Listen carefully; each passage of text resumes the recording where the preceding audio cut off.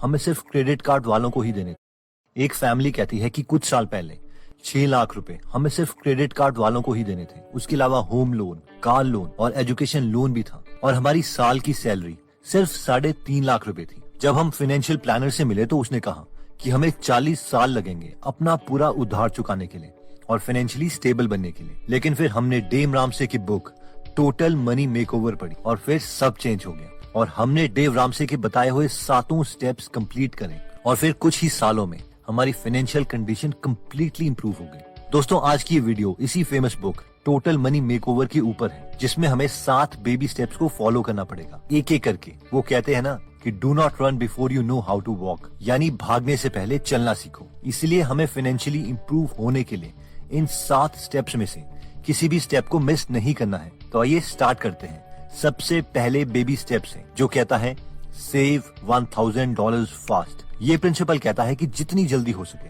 हमें 1 लाख रुपए सेव करने हैं। That's it. ये गोल इतना बड़ा नहीं है, लेकिन ये हमें डिसिप्लिन सिखाता है। ये एक छोटा सा इमरजेंसी फंड है हमारे रेनी डे के लिए, यानी अगर कोई कम्प्लीटली अनएक्सपेक्टेड इमरजेंसी आती है तभी हम इसे खर्च करेंगे, वरना नहीं। और अगर हम उधार में हैं तो सबसे अच्छी बात इस बेबी स्टेप नंबर 1 की ये है कि हम बजट बनाना सीखेंगे, यानी हमें इनकम कितनी मिल रही है, कहाँ पर हमने अननेसेसरी खर्चे किए हैं और कहाँ पर यूजलेस लायबिलिटीज हम खरीद रहे हैं। क्योंकि एक भी इंसान ऐसा नहीं है जो बिना बजट बनाए अमीर बना हो। ओके, तो जब हम इस बेबी स्टेप नंबर 1 को कंप्लीट कर लेते हैं तो हम बेबी स्टेप नंबर 2 में जाएंगे, जो कहता है क्रिएट द डेट स्नोबॉल। ये स्टेप कहता है कि अगर हमें पैसों की गेम में जीतना है तो हमें अपने दुश्मन को समझना पड़ेगा, यानी अपने एनिमी को आइडेंटिफाई करना पड़ेगा। और वो एनिमी है डेट, यानी उधार। अगर हमारे पास कोई कार लोन नहीं है, स्टूडेंट लोन नहीं है, क्रेडिट कार्ड्स के बिल नहीं है, इवन होम लोन नहीं है, तो हम बहुत जल्दी अमीर बन सकते हैं। लेकिन ऑलमोस्ट हर फैमिली का कोई ना कोई लोन चल ही रहा होता है जिससे वो अमीर नहीं बन पाती। अब मेन सवाल आता है कि लोन कैसे चुकाया जाए। क्या सबसे बड़ा लोन पहले दिया जाए जिसमें ज्यादा इंटरेस्ट पड़ रहा है, या सबसे छोटा लोन? तो ऑथर कहते हैं कि सबसे पहले हमें हर लोन की एक लिस्ट बनानी पड़ेगी। उसके बाद हर लोन की मिनिमम किस्त यानी इंस्टॉलमेंट तो हमें देनी ही देनी है, लेकिन जो सबसे छोटा लोन है उसमें जितना ज्यादा हो सके कहीं से भी पैसे बचा के डाल देने चाहिए। अब ऑब्वियसली कई लोग बोलेंगे सर लगता है आपने मैथ्स नहीं पढ़ा, बड़े लोन को पहले चुकाएंगे तो हमें ओवरऑल कम पैसे देने पड़ेंगे। और ये इनफैक्ट ट्रू भी है और इसे आप एक्सेल शीट में प्रूव भी कर सकते हो। लेकिन ऑथर बोलते हैं कि ये मैथ्स की गेम नहीं है। अगर ये मैच की गेम होती तो हमने कभी भी लोन ही नहीं लिया होता और यूजलेस खर्चे ही नहीं किए होते। अगर हमें पैसों की गेम में जीतना है तो हमें इमोशनली जीतना पड़ेगा। अब जब हम अपनी पूरी एनर्जी छोटे लोन्स में लगाएंगे तो वो बहुत जल्दी खत्म हो जाएगा और हमारे ब्रेन को लगेगा yes I can do it. अब जैसे ही वो छोटा लोन खत्म होगा तो हम जो उसकी इंस्टॉलमेंट दे रहे थे वो पैसे दूसरे छोटे लोन में भी लगाने लग जाएंगे और वो भी कंपैरेटिवली जल्दी खत्म हो जाएगा।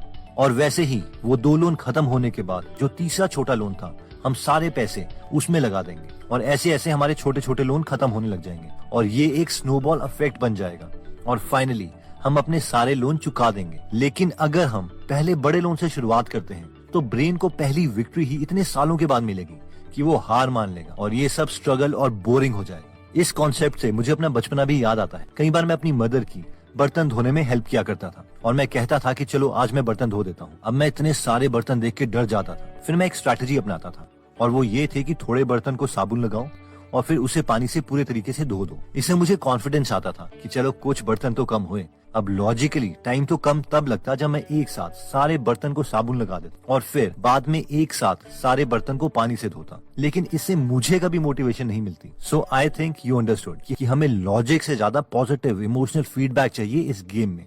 जब हम अपना सारा उधार चुका दें एक्सेप्ट होम लोन तो हमें 3rd स्टेप पर आना है और जो है फिनिश द इमरजेंसी फंड। अगर हमने पहले 2 स्टेप्स पूरे कर लिए हैं तो अभी हमारे पास कोई लोन नहीं होगा होम लोन के अलावा और कम से कम बैंक में 1 लाख रुपए होंगे। ऑथर कहते हैं कि अब हमारा नेक्स्ट स्टेप होगा कि हम एक full fledge emergency fund create करेंगे। अब हम में से कई लोग सोचेंगे यार ये फर्स्ट स्टेप में भी तो हमने इमरजेंसी फंड की ही बात की थी जिसे हम जल्दी से जल्दी निकाल सकें। लेकिन ये स्टेप कहता है कि हमारे पास लिक्विड कैश में कम से कम इतने पैसे होने चाहिए कि हम नेक्स्ट 6 महीने का खर्चा निकाल सकें। यानी अगर आपके महीने का खर्चा 50,000 रुपए है तो आपके पास 50,000 इंटू 6 3 लाख रुपए होने चाहिए। अगर महीने का खर्चा आपकी फैमिली का 1 लाख रुपए है तो आपके पास हर वक्त लिक्विड कैश में कम से कम 6 लाख रुपए होने चाहिए एंड सो ऑन। अब कई लोग बोलते हैं हाँ यार मैं इसे बॉन्ड में भी तो डाल सकता हूँ।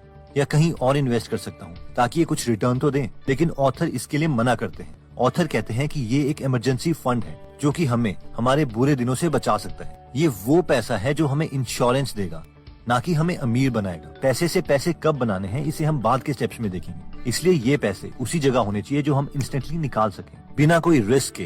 बेशक उन पैसों से हमें इंटरेस्ट बहुत कम मिल रहा हो। नेक्स्ट बेबी स्टेप आता है मैक्सिमाइज रिटायरमेंट इन्वेस्टिंग। जो लोग लॉन्ग टर्म विजनिस्ट हैं, पक्का वो ये सोच रहे होंगे, यार हम लोगों को तो पेंशन भी नहीं मिलनी, हम अपनी रिटायरमेंट को कैसे सिक्योर करेंगे। तो ऑब्वियसली इस स्टेप में हम अपने फ्यूचर को सिक्योर करने का प्लान देखेंगे। लेकिन इससे पहले हम ये समझते हैं कि रिटायरमेंट का मतलब क्या है। क्या इसका मतलब ये है कि हमें काम ही नहीं करना?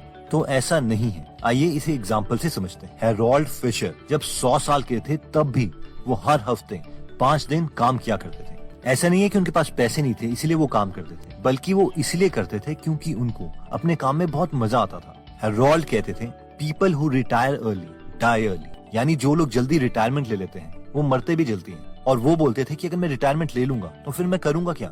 इसलिए ऑथर बोलते हैं कि रिटायरमेंट का मतलब है सिक्योरिटी, यानी एक ऐसा लेवल अचीव करना जहां पर हमसे ज्यादा हमारा पैसा मेहनत कर रहा हो, ताकि हम अपनी मर्जी की चीजें कर पाए। ऑथर कहते हैं कि अपनी रिटायरमेंट को सिक्योर करने के लिए हमें अपनी सैलरी का 15% अमाउंट किसी ऐसी सिक्योर चीज में लगाना चाहिए जहां पर हमें कम से कम 12 से 15% का रिटर्न मिल सके। और इसके लिए ऑथर म्यूचुअल फंड या इंडेक्स फंड्स में नॉलेज लेने के लिए रेकमेंड करते हैं। यानी अगर आपकी सैलरी 1 लाख पर मंथ है तो इसमें से 15,000 पर मंथ सिर्फ आपकी रिटायरमेंट के लिए जाएंगे। वैसे आपको पता है कि अगर आप 15,000 रूपए पर मंथ 40 सालों के लिए किसी ऐसे सिक्योर प्लेटफॉर्म में लगा देते हैं जहां पर आपको 15% का रिटर्न मिले, तो वो 40 साल के बाद कितना हो जाएगा? गैस कीजिए, हम वेट कर रहे हैं। ओके, चलिए मैं ही बता देता हूँ कि अगर आपने इतना डिसिप्लिन रखा है तो आपकी रिटायरमेंट तो सिक्योर होगी, क्योंकि आपके पास रिटायरमेंट के टाइम पे 47 करोड़ रुपए के आसपास होंगे। Yes, this number is true.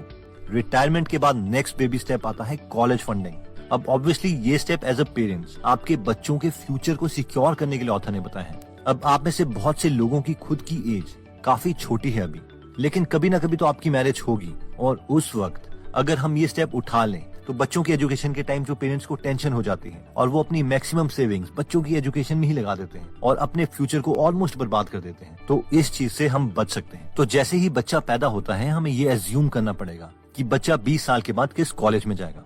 अब मान लीजिए कि हम सोचते हैं कि हमारा बच्चा तो हार्वर्ड से MBA करेगा, तो पहले हमें चेक करना पड़ेगा कि हार्वर्ड की MBA की फीस आज कितनी है। लेट्स से कि हार्वर्ड की फीस 50 लाख रुपए है, तो इसमें हमें इन्फ्लेशन ऐड करनी पड़ेगी 6% के आसपास के हिसाब से, और हमें 50 लाख रुपए का इक्विवेलेंट नंबर 20 साल के बाद कैलकुलेट करना पड़ेगा। इसके लिए इंटरनेट में काफी सारे सोर्सेज हैं और आप कैलकुलेट कर सकते हैं। तो ये अप्रोक्सीमेटली 20 साल के बाद 1.6 करोड़ की MBA होगी। अब हमें ये चेक करना होगा कि 20 साल के बाद फ्यूचर में 1.6 करोड़ जोड़ने के लिए आज कितने पैसे हमें हर महीने जोड़ने पड़ेंगे। तो ये हर महीने करीबन 10,500 रुपए के करीब आता है अगर हमें 15% का रिटर्न मिले। अब ये कई लोगों के लिए बहुत लंबी सोच है, लेकिन रियलिटी में ये चीज आपको बहुत ज्यादा रिलैक्स कर देगी और कई बीमारियों से बचा भी देगी। नेक्स्ट बेबी स्टेप आता है पे of the home mortgage. Yes, अब जाके ऑथर ने बोला है कि अपने घर के लोन को चुकाने के लिए पूरी एनर्जी लगा दो, और हमें ये पहले बताए गए स्टेप्स के बाद करने के लिए इसीलिए बोला है क्योंकि होम लोन मैक्सिमम लोगों का 30 साल तक का होता है। अगर हम होम लोन को बाकी सेविंग्स यूज करके पहले ही पे करने लग जाएंगे तो बाकी बेबी स्टेप्स कभी पूरे नहीं कर पाएंगे। इसलिए जब तक पहले बताए गए स्टेप्स पूरे नहीं होते हमें होम लोन की मिनिमम इंस्टॉलमेंट ही देनी है। लेकिन जब हमें स्टेप में पहुंच जाए तो चाहे दिवाली का बोनस हो, सैलरी इंक्रीमेंट हो या किसी भी तरीके से जब हमें पैसे मिले, हमें बस यही करना है कि उसे होम लोन को चुकाने के लिए यूज कर देना है। That's it. इससे हम बहुत जल्दी इस सबसे बड़े दुश्मन को हरा पाएंगे। इसके बाद नेक्स्ट स्टेप आता है बिल्ड वेल्थ लाइक क्रेजी। अब टाइम है अपने एक्स्ट्रा कैश को काम पर लगाने का, ऐसी स्किल सीखने का जिससे हम पैसे से पैसा कमा सकें। इसके लिए बहुत से मेथड्स हैं, जैसे कि real estate, high income skills, investing etcetera, जिसके बारे में हमें डिटेल में नॉलेज लेनी पड़ेगी। अगर हम इन्वेस्टिंग में इंटरेस्टेड हैं तो हम 5 पैसा ऐप प्लेटफॉर्म 7th स्टेप आता है live like no one else. इस स्टेप में अगर आप पहुंच गए हैं तो कॉन्ग्रेचुलेशंस, क्योंकि सिर्फ 1 से 2% पॉपुलेशन ही ये स्टेप अचीव कर पाती है। अब सवाल आता है कि हम इन एक्स्ट्रा पैसों का करेंगे क्या। तो ऑथर कहते हैं कि हमें 3 चीजें करनी है, फन, इन्वेस्ट एंड गिव।